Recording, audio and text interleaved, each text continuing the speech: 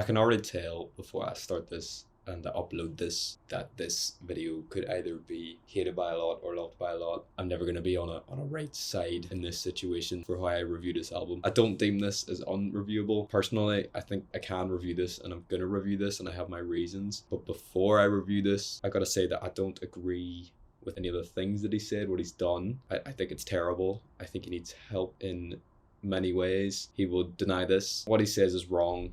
How he's presenting himself right now, I don't agree with. I just want him to do better, and I think he can do better. But I still feel in a position to review this because I'm such a huge fan of him in his time. I still love his music. I still listen to his music. I probably wouldn't be doing this channel if I didn't listen to My Beautiful Dark Twisted Fantasy in lockdown. So I owe a lot to the music he's made and to the artist he is. That's why I feel I have to review this, and it would be wrong of me not to. That's everything I have to say. This video is a risky one, but I'm uploading it, I'm reviewing it, I'm making it right now.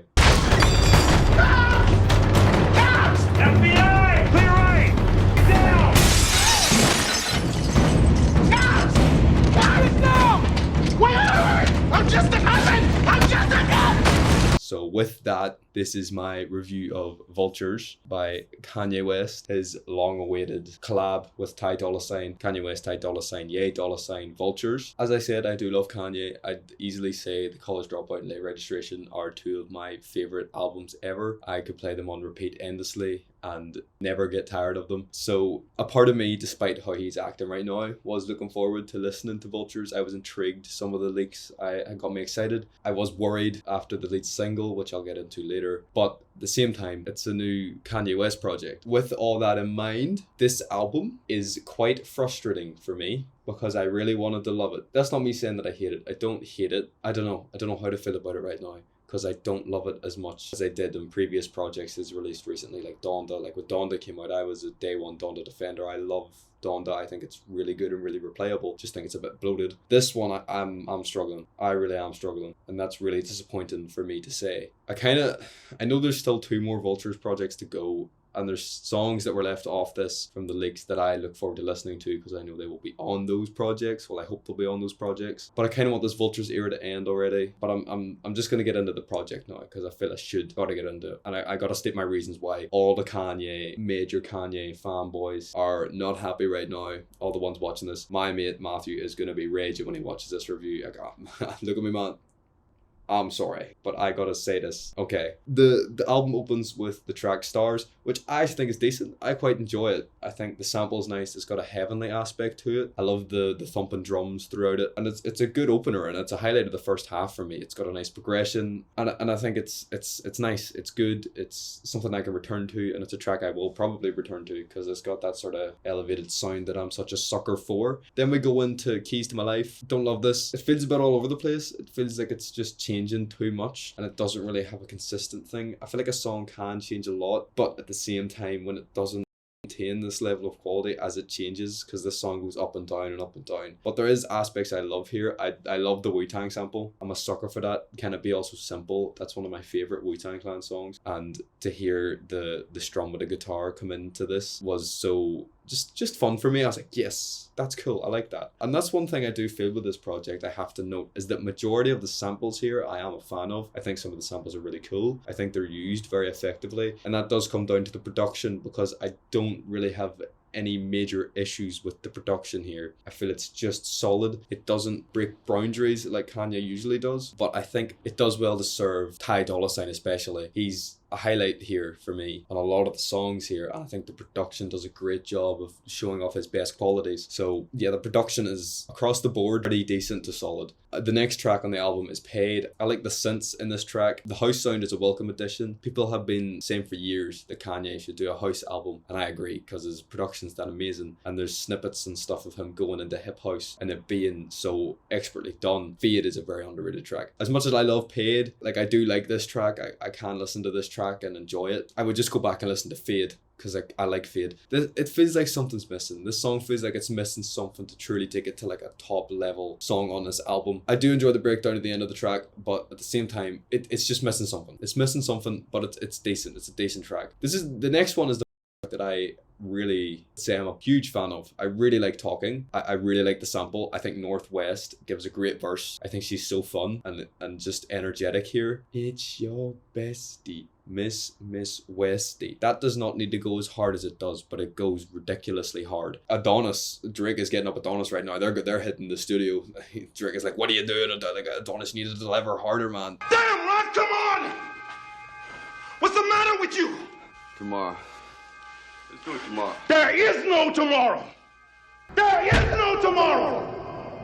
What was your verse compared to this? This is terrible. That's what he's like. I like the Ty Dolla Sign bit at the end. I think the beat switch could have been done harder. It kind of just happens out of nowhere, and I feel like it could have hit harder. But I don't think it detracts hugely from the song, because I still enjoy listening to it, and I still return to it because I enjoy this song. I think it's good. Next track is probably my favorite on the album because I think it's so fun. I love Back to Me. Back to Me has been divisive because of the middle section with the Jay and Silent Bob sample. I love it. I think it's so fun. Beautiful big titty white nigga women just don't fall in the sky, you know? I think it's so fun. I think Kanye's delivery of it, he sounds excited about it. It just has this feeling to it of like an old Kanye track. I think Ty Dolla Sign's hook is really good. Freddie Gibbs on the end of this track, he steals the show. His verse at the end is fantastic. It's probably the best verse on the whole goddamn album. That's how good it is. He just has so much energy and hunger and in that bit. So I really like Back to Me, and it's a song that I'll probably return to the most off of this project. So Back to Me, good song. Really liked it. Really, really good, this one. Hood Rat is the most annoying song on this album. They just needed to stop saying Hood Rat. Oh my god. When I first listened to it, I was like, that's okay. But every time I go back to it, I just realize how many times they say Hood Rat. It's just Hood Rat, Hood Rat, Hood Rat, Hood Rat. I actually think I hear them asleep now. That's how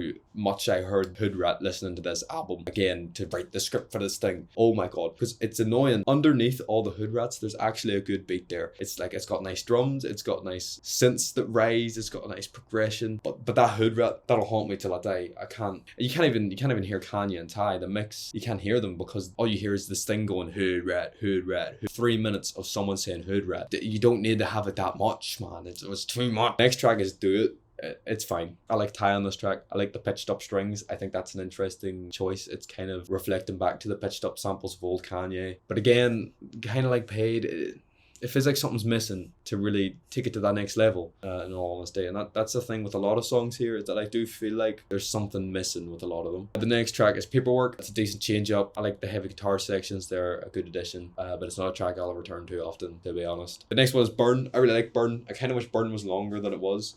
This really sounds like an old Kanye song, which I'm a big fan of. Kanye sounds hungry here. He sounds like he's delivering with that old Kanye aura about him again. Ty is really strong. I like his verse. I like the hook. The bit where he's like, are you not entertained? That's not Ty, it's Kanye, but he's like, are you not entertained? I like that. That's fun. That's good. That's what I'm looking for. That's what I wish this album was more of. I wish it was more of Kanye just having fun and focusing less and saying the things that he shouldn't be saying. I wish he did less of that. That's another thing I have to address in this review. Him taking his views and what he said recently and placing them into his lyrics, I do not agree with at all. When people say separate the art from the artist, I agree. I do understand the view of when the artist's views seep into the art, and that can have a negative effect, and that's why so many people have refused and have said they won't review this album, and I have to address it because I don't agree with that. And they're the lyrical approaches here from Kanye that I really don't like, and I think they detract from his verses because they really do stand out like a sore thumb. The next track is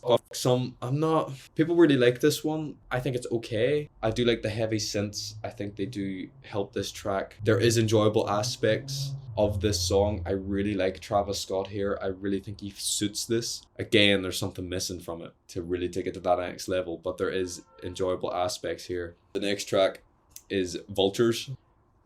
Come a bit closer. I really just have to emphasize this fact. I hate this song. I really don't like this song. I can't stress that enough. This was the reason I was worried for this album, was this song. I can't do it.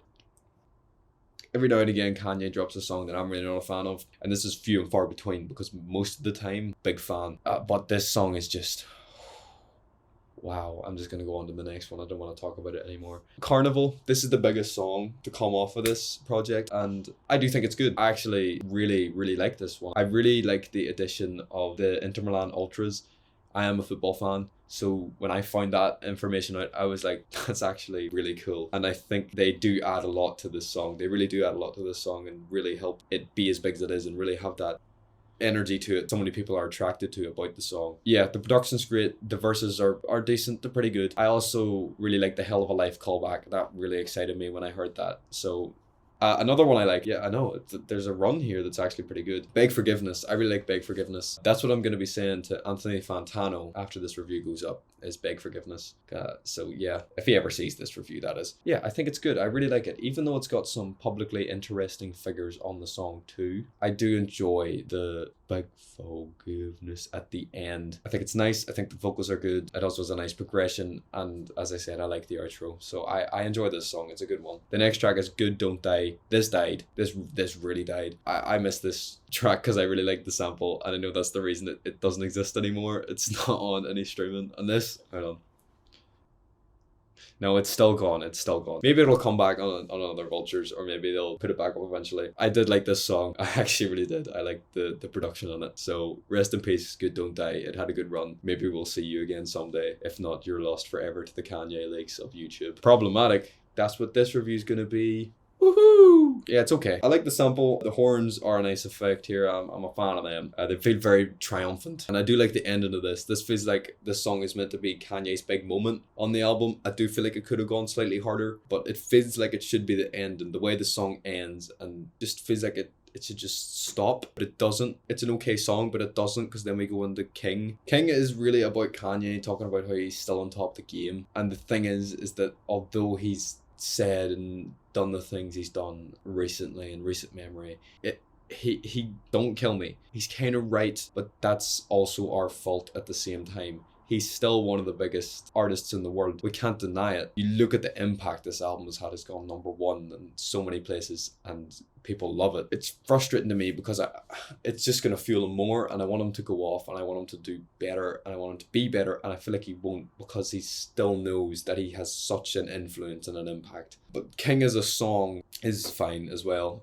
Most of the songs here are fine. As I established, I love Kanye's music. I'll always love Kanye's music. It's done so much for me as a person. So this is why this album frustrates me so much, because I really wanted to enjoy this, and I really wanted to say I love it. When I first listened to it, the hype was there, and I was like, yes, this is so good. But the more I've listened to it, and the more I've let it stay with me and thought about it, the less it's grown on me. So I do kind of wish this could have been better. I will look forward to and listen to Vultures 2 and 3. I do, as I said, kind of want the Vultures era to be over now. I feel like I've had enough of it. I feel like he's trying to capture the magic of the Donda era, and it's just not working again with the listening parties and all this stuff, and the delays and the delays and the delays. But I feel like that was done so well once, they can't really do that again. I think that everybody knows this man is capable of making much better music, and people can listen to this and enjoy this, but I do want more, and maybe that's wrong of me to have that high of an expectation, but I just think he can do so much better. As I said, I don't hate this. I think it's fine, but the dude needs to take some time off,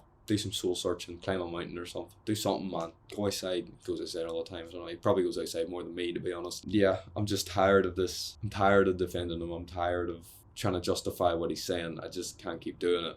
I was just hoping for a little more, in all honesty. But if you're a fan, you're a fan. If you like it, that's okay. I'm not going to judge anybody for that, because there is songs here I liked, as I've said, that I will return to. That's that. Thanks for watching.